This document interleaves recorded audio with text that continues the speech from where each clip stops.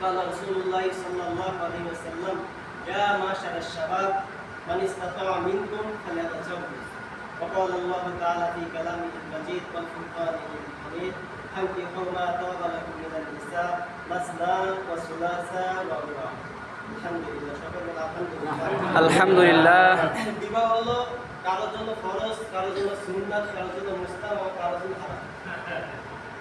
যে যার সামর্থ্য আছে, টাকা পয়সার সামর্থ্য আছে এবং যে গুনাহের ভিতরে লিপ্ত থাকার আশঙ্কা বোধ করে, ভয় করে, তার জন্য বিবাহ করা ফরজ।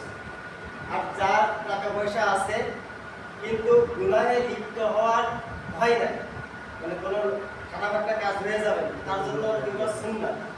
আর বিবাহ যার টাকা পয়সাও আছে, মানে সব কিছু আছে, করলে করতে হবে, তার জন্য মুস্তাহাব। আর যার কিছুই নেই, টাকা পয়সাও নাই, মেশিনও চলে, তার জন্য হলো একেবারে হারাম।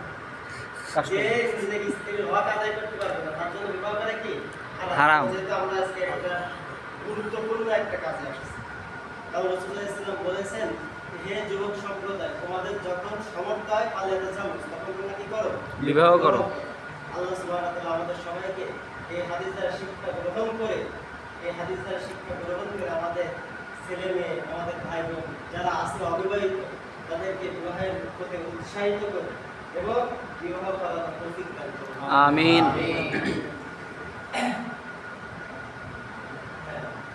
তো কাকার নাম কি? মুসলিম মোল্লা। আপনার মেয়ের পক্ষ থেকে উকিল অভিভাবক।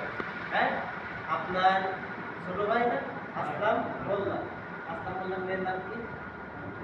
মুর্শিদা। বলেন, আমি নজরুল মোল্লা, আমার ছোট ভাই আসলাম মোল্লার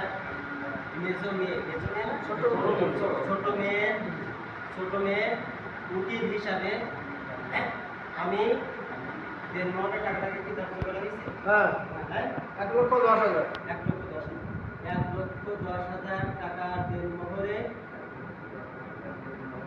আপনার নাম কি? আব্দুল রহমান নাম আব্দুল খালেক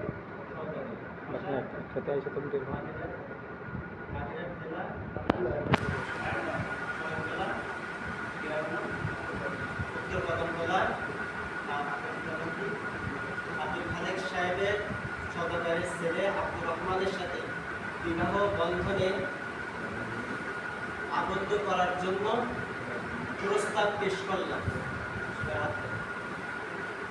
আপনি কি কবুল করতেছেন?